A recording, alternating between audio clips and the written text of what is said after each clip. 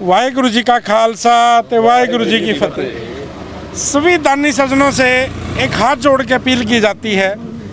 पंजाब में जो बाढ़ के कारण जो हालात बने हुए हैं, सभी लोग टीवी पे, फेसबुक पे सभी देख रहे हैं, लेकिन जो असलियत में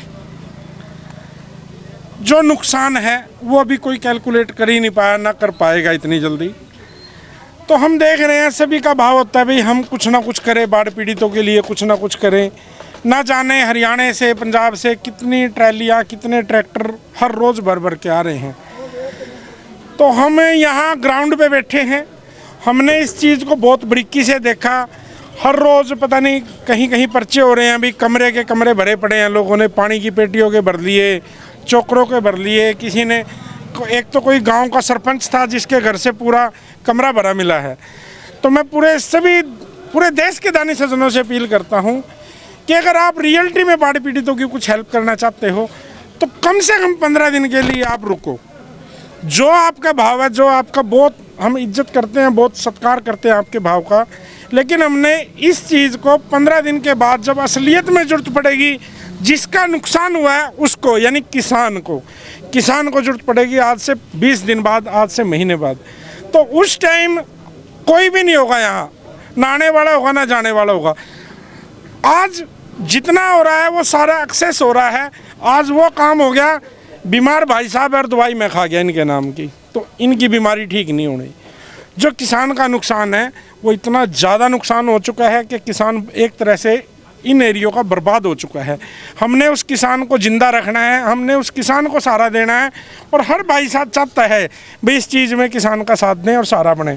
तो मैं पूरी साध संगत से, पूरे देश दुनिया के जहाँ भी दानी सज्जन बैठे हैं, उनसे एक अपील करें कि आपने अभी 1 रुपया नहीं देना किसी को।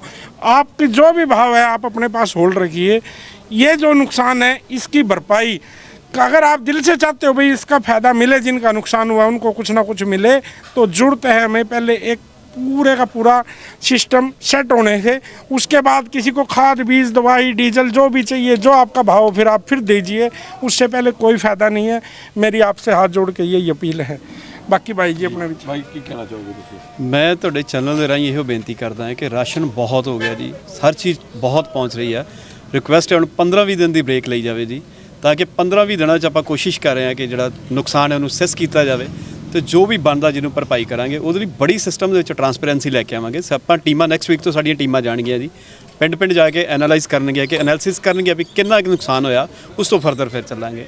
ਕੋਸ਼ਿਸ਼ ਕਰਾਂਗੇ ਕਿ ਜਿੰਨੀ ਜ਼ਿਆਦਾ ਸਿਸਟਮ 'ਚ ਟਰਾਂਸਪੇਰੈਂਸੀ ਲਿਆਂਦੀ ਜਾਵੇ, ਕਿਉਂਕਿ ਦਾਨੀ ਸੱਜਣ ਬਹੁਤ ਨੇ ਔਰ ਮਿਸਯੂਜ਼ ਵੀ ਬਹੁਤ ਜ਼ਿਆਦਾ ਹੋ ਰਿਹਾ ਜੀ ਇਸ ਚੀਜ਼ ਦਾ।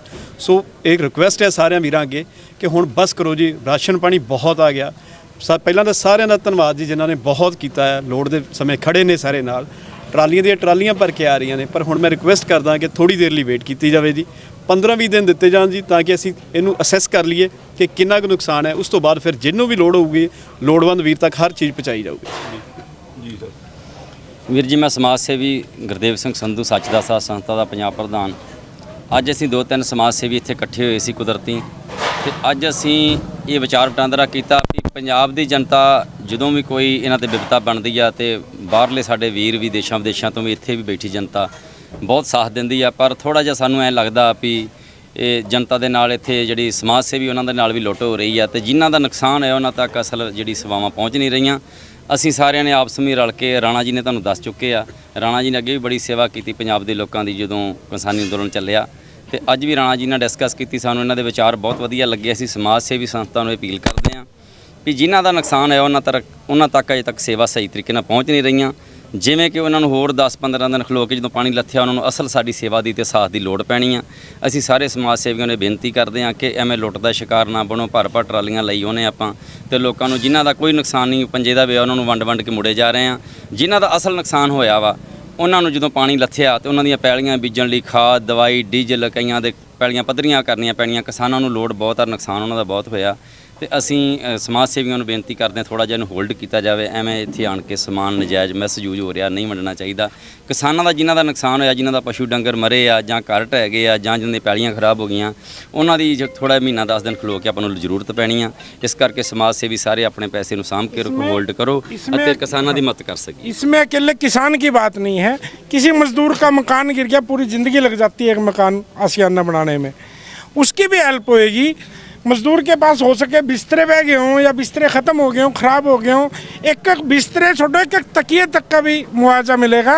लेकिन थोड़ा सा रुकना चाहिए। मेरे सभी दानी सज्जनों से अपील करेंगे कि 1 रुपया नहीं देना, अभी होल्ड करो। जो आपका भाव है, जो हम उसकी इज्जत करते हैं, अभी पंजाब को उस चीज़ की ज़रूरत नहीं है, क्यों जो नुकसान है वो 15 से 20 दिन बाद पता लग पाएगा भाई क्या नुकसान है रियलिटी में और क्या चाहिए। हाँ, अगर कोई असलियत में सेवा करना चाहता है तो मेडिकल कैंप लगवाए जाएं हर गांव में। 2 आदमी 4 आदमी, सिर्फ दवाइयों की ज़रूरत है और किसी चीज़ की ज़रूरत नहीं है। यहाँ जो ये कैंप लगाए 8, 10, 20 गाँव 50 गाँव को कवर कर लेगा, लेकिन हर गाँव में ज़रूरत है ये। अगर कोई दिल से सेवा करना चाहता है, कोई भी हॉस्पिटल अगर चाहता है कि भाई हाँ समाज का मैं कुछ भला करना चाहूँ, तो हर गांव में सिर्फ इस टाइम जो जरूरत है मेडिकल कैंप की ज़रूरत है। इसके अलावा और एक सिंगल पानी की बोतल की ज़रूरत नहीं है, एक सिंगल आटे किसी चीज़ की ज़रूरत नहीं है। वो इतना ज़्यादा हो चुका कि जिसको ज़रूरत है वो लेने नहीं आता। जो रियलिटी में जो नुकसान जिसका हुआ है वो तो है ही नहीं, लेने वाला कोई और है और मिसयूज हो रहा है उसका। तो हमें इस चीज़ से बचना है बस।